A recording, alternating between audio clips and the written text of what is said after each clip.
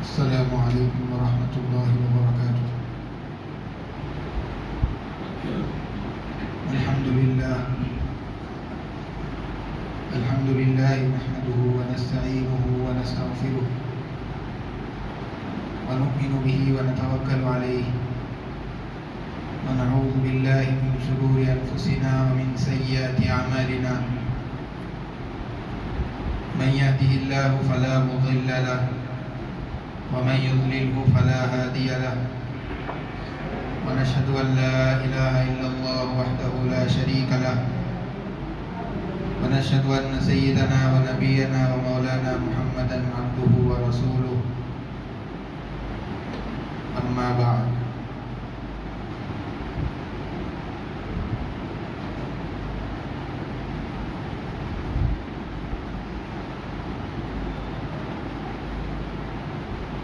معزز سامعین اکرام،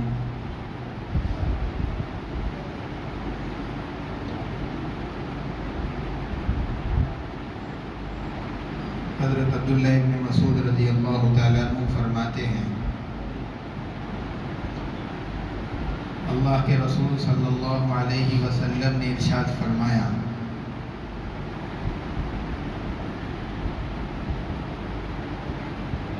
کہ حج کے موقع پر آپ صلی اللہ علیہ وسلم کے سامنے پچھلی امتیں پیش کی گئیں، آپ کو بتلایا گیا۔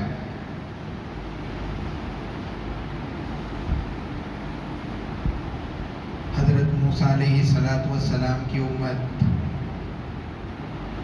حضرت عیسیٰ علیہ السلام کی امت اور دیگر انبیاء علیہ السلام کی امتیں آپ کو بتلائی گئی۔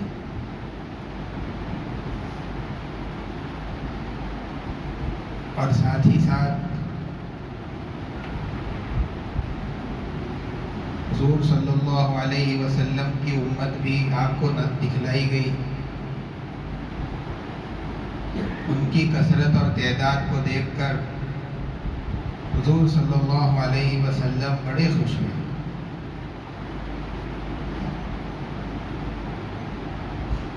دوسری روایت میں یہ بات ملتی ہے، اللہ کے رسول صلی اللہ علیہ وسلم نے دیکھا کہ کسی امت میں نبی کے ماننے والے 2-3 لوگ، کسی نبی کے ساتھ 10-12 لوگ، کسی کے ساتھ 100 لوگ، اور پھر اللہ کے رسول صلی اللہ علیہ وسلم نے ایک بڑی جماعت دیکھی تو ان کے بارے میں پوچھا کہ یہ کون لوگ ہیں؟ آپ صلی اللہ علیہ وسلم کو بتایا گیا کہ یہ موسیٰ علیہ السلام کے ماننے والے بنی اسرائیل ہیں،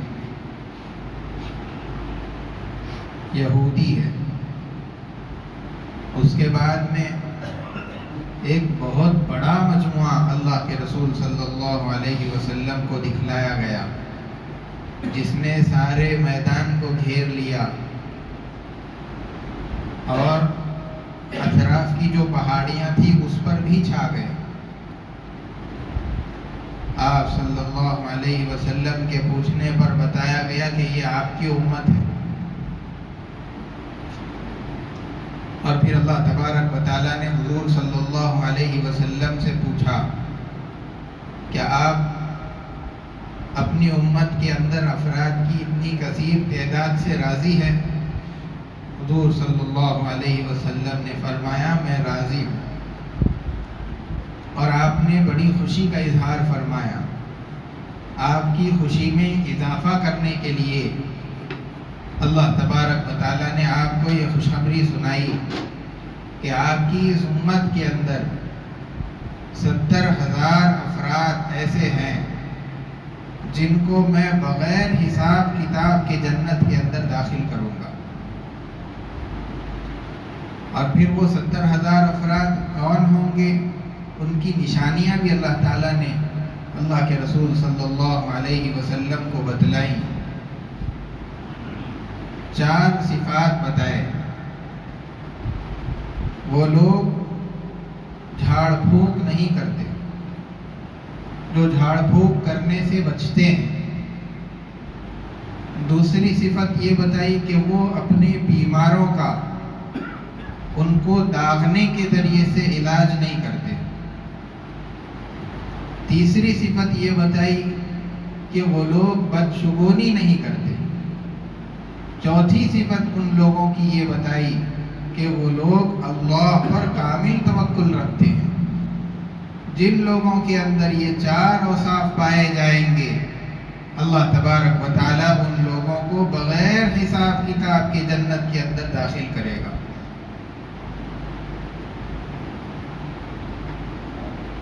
یہاں پر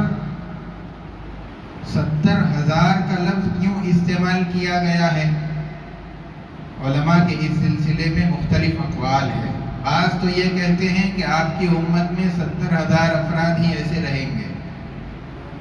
جو بغیر حساب کتاب کے جنت میں داخل ہوں گے۔ بعض علماء کی رائے یہ ہے کہ 70 کا لفظ افراد کی کثرت کو بتانے کے لیے، جس طریقے سے ہمارے معاشرے کے اندر بھی اگر بار بار کسی بات کو کہا جائے لیکن پھر بھی سامنے والا نہ سنے تو اسے یہ کہا جاتا ہے کہ 100 مرتبہ کہہ دیا گیا پھر بھی سننے کو تیار نہیں۔ تو بات کی کثرت کو بتانا ہوتا ہے، یہ بتانا نہیں ہوتا ہے کہ میں نے 100 مرتبہ کہا۔ ٹھیک اسی طریقے سے اللہ تبارک و تعالیٰ نے 70,000 کا لفظ کہا تاکہ افراد کی کثرت اور زیادتی کو بتایا جائے، صرف 70,000 مراد نہیں ہے۔ ایک اور رائے اس سلسلے میں یہ ہے کہ یہ جو 70,000 ہوں گے، ان میں سے ایک ایک آدمی کے نیچے پھر 70,000 رہیں گے۔ تو یہ علماء کی اس سلسلے میں مختلف اقوال اور رائے ہیں۔ اللہ کے رسول صلی اللہ علیہ وسلم نے جب یہ بات صحابہ اکرام رضوان اللہ تعالی علیہ مجمعین کے سامنے بیان کی، ایک صحابی رضی اللہ تعالیٰ عنہ حضرت عکاشہ رضی اللہ تعالیٰ عنہ کھڑے ہوئے اور انہوں نے اللہ کے رسول صلی اللہ علیہ وسلم سے درخواست کی کہ اے اللہ کے نبی، آپ میرے حق میں دعا کر دیجئے کہ مجھے اللہ تعالیٰ ان 70,000 لوگوں میں شمار کر دے جس کا بغیر حساب کتاب کے جنت میں داخلہ ہوگا۔ آپ صلی اللہ علیہ وسلم نے اسی وقت ان کے لیے دعا فرمائی۔ جب صحابہ نے یہ دیکھا کہ اللہ کے رسول صلی اللہ علیہ وسلم ہمارے ساتھی کے لیے دعا کر رہے ہیں اور موقع بھی اچھا ہے، دوسرے صحابی کھڑے ہو کر کے درخواست کرنے لگے۔ آپ صلی اللہ علیہ وسلم نے فرمایا کہ اس معاملے میں تمہارے ساتھی عکاشہ سبقت لے گئے، یعنی اب دعا کا سلسلہ آگے نہیں بڑھے گا۔ اب اللہ تبارک و تعالیٰ جس کو چاہیں گے ان 70,000 کے اندر شامل کریں گے۔ اب میں ان کے علاوہ کسی اور کے لیے دعا نہیں کروں گا۔ تو اس حدیث کے اندر اللہ کے رسول صلی اللہ علیہ وسلم نے 4 چیزیں بیان کی۔ پہلے تو یہ کہ وہ اپنے بیمار کا داغنے کے ذریعے سے علاج نہیں کرتے۔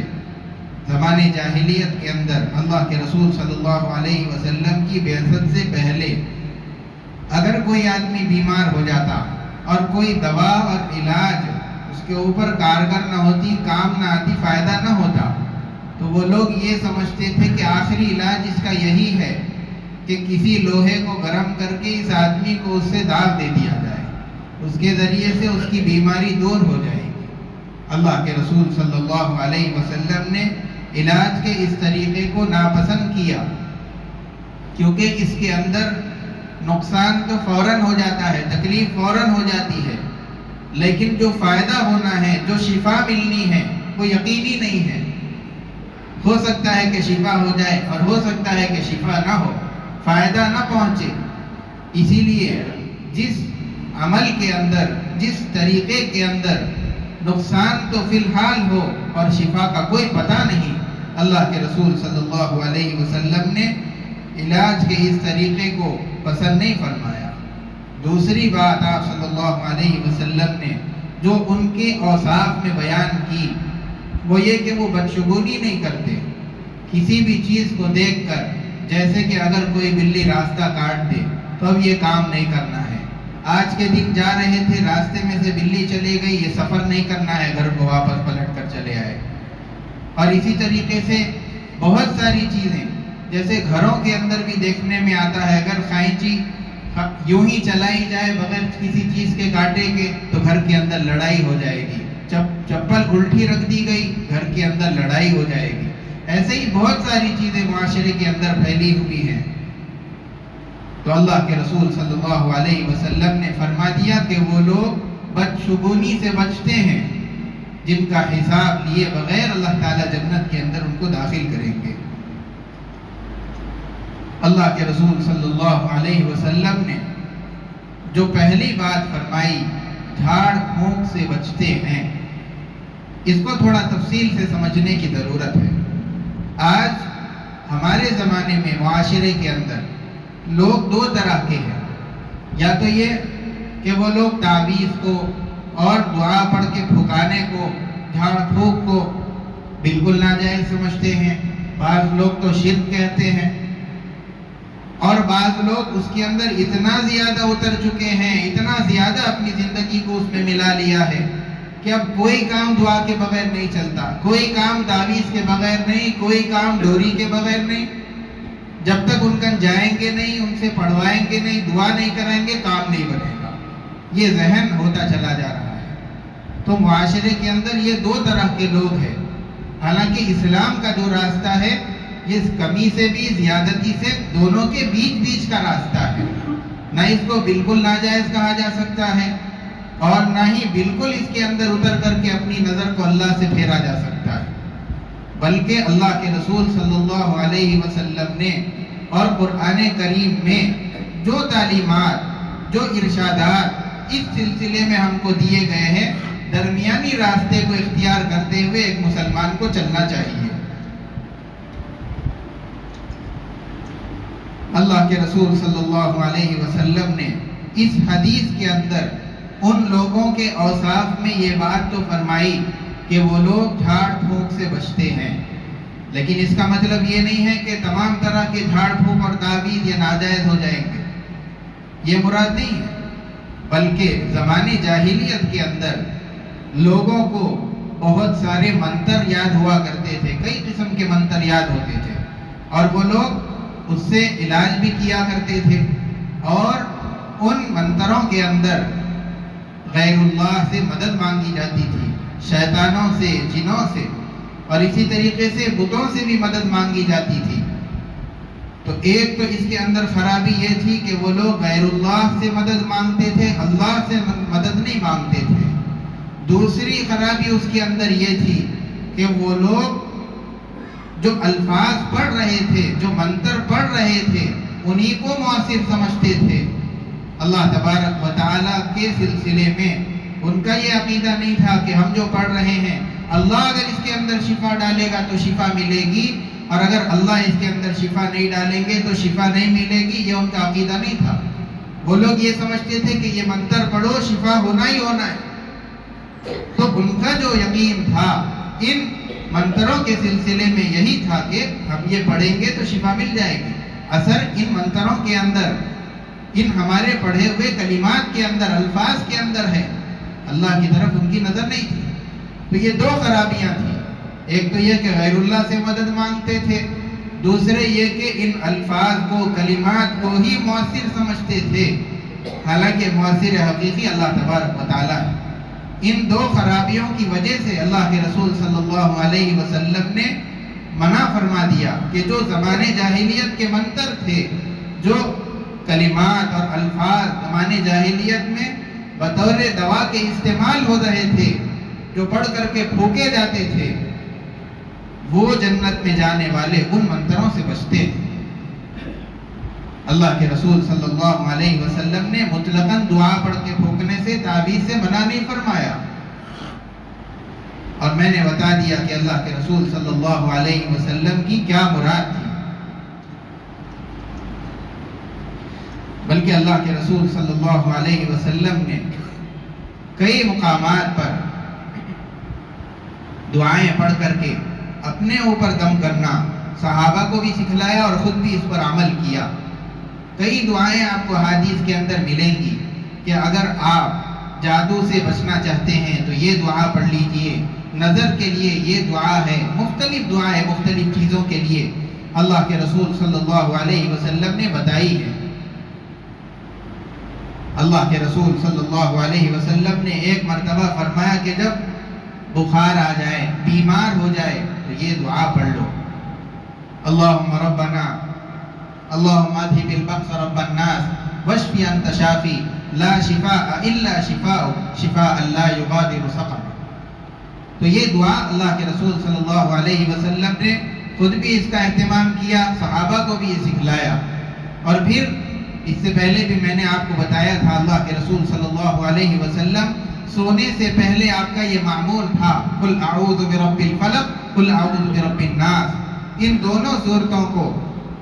پڑھتے اور اپنے ہاتھوں پر دم کرتے، پورے بدن پر اس کو مل لیا کرتے تھے۔ 3 مرتبہ اس طرح روزانہ سونے سے پہلے کرنے کا آپ صلی اللہ علیہ وسلم کا معمول تھا۔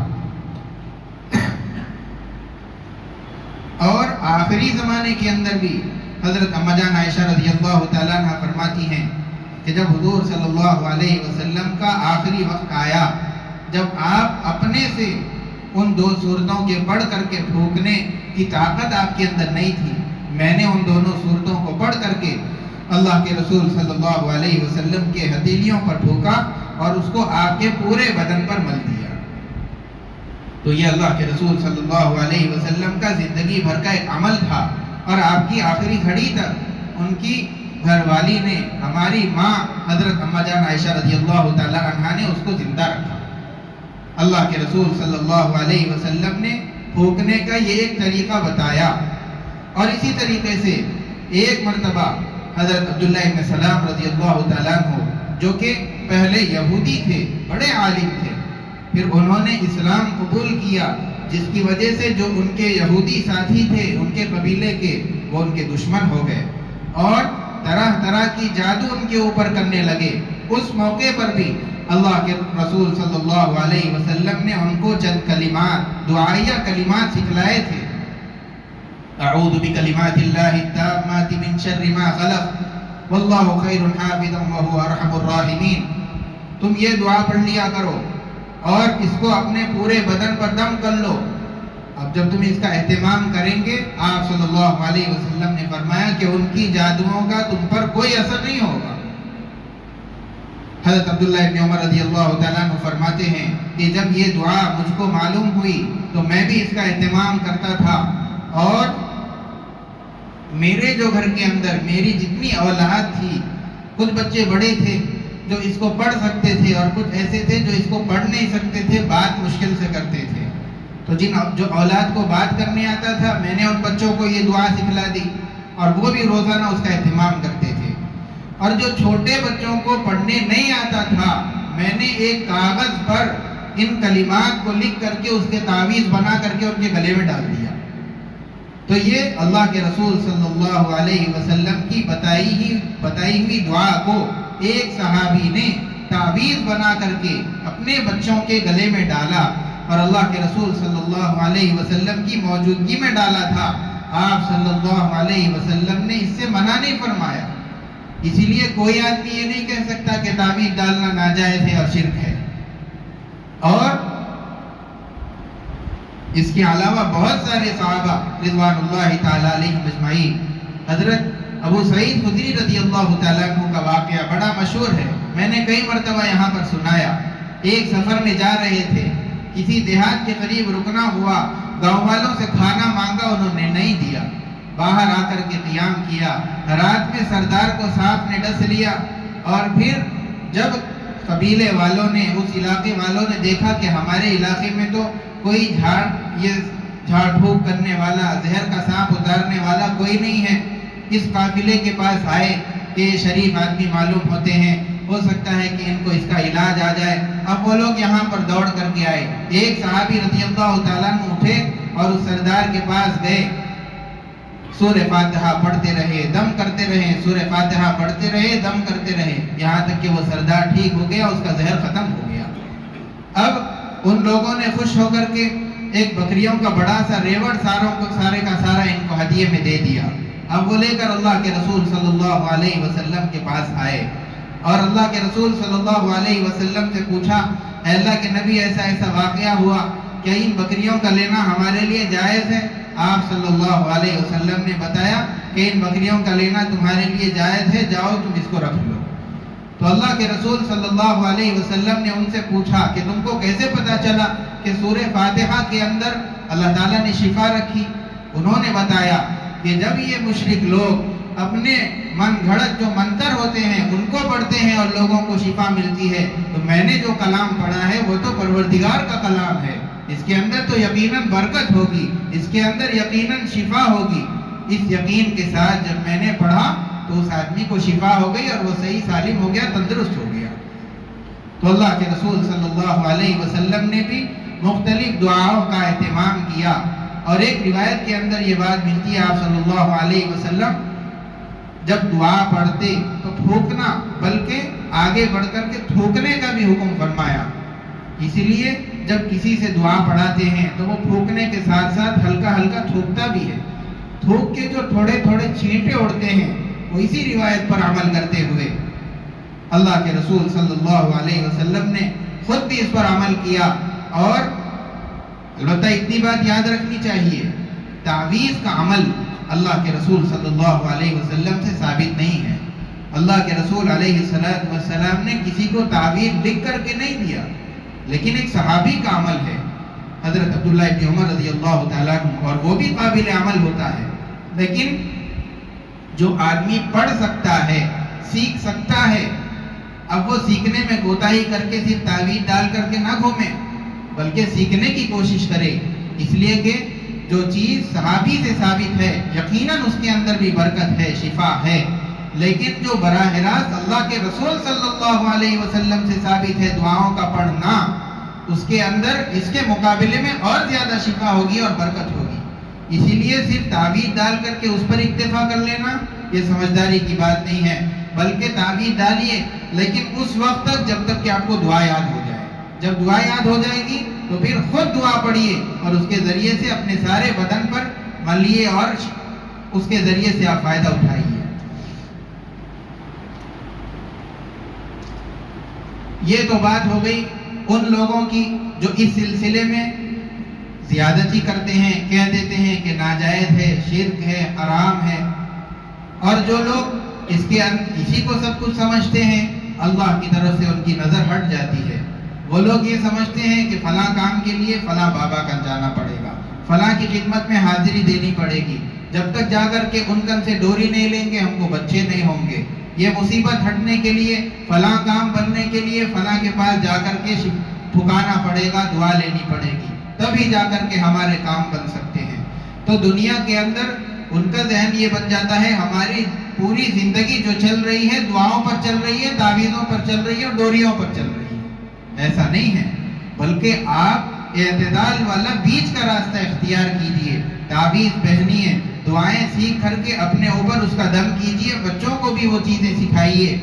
اور لیکن نظر کس پر ہونی چاہیے؟ اللہ تبارک و تعالیٰ پر، اس لیے کہ آپ جو دعائیں پڑھ رہے ہیں، آپ جو تعویذ پہنے ہوئے ہیں، اس کے اندر شفا ڈالنے والے اللہ تعالیٰ ہے، اس کے ذریعے سے آپ کی حفاظت کرنے والے اللہ تبارک و تعالیٰ ہے، اس کے ذریعے سے فائدہ پہنچانے والے اللہ تبارک و تعالیٰ ہے۔ اور تعویذ کے استعمال کے اندر دو باتوں کی دو شرط اس کے اندر ہے۔ ایک تو یہ کہ اس کے اندر ایسے کلمات اور الفاظ نہیں ہونے چاہیے جو غیر اللہ کے ذریعے سے مدد طلب کی جا رہی ہے، جیسے کہ شیطان، جن وغیرہ سے، اور ایسے کلمات بھی نہیں ہونے چاہیے، کیونکہ تعویذ کے اندر بہت وقت ایسے کلمات استعمال کیے جاتے جس کا کوئی معنی اور مطلب ہی نہیں ہوتا، لیکن ان کو تعویذ میں استعمال کیا جاتا ہے، اور اکثر ایسے کلمات کے اندر شیطانوں اور جنات سے مدد لی جاتی ہے۔ اسی لیے ان دو باتوں کا خیال کرتے ہوئے آدمی کو جو بھی عمل کرے اپنی زندگی کے اندر عمل کرنا چاہیے، لیکن خوب دھیان کے ساتھ رہنا چاہیے۔ اللہ تبارک و تعالی ہم تمام کو سیدھے راستے پر جمائے رکھے، غلط راستے پر چلنے سے اللہ تعالی ہماری حفاظت فرمائے۔ اللہ کے رسول صلی اللہ علیہ وسلم کی بتائی ہوئی تعلیمات پر عمل کرنے کی توفیق عطا فرمائے۔ وصلی اللہ وسلم علی سیدنا محمد وعلی آلہ واصحابہ اجمعین، وآخر دعوانا ان الحمد للہ رب العالمین۔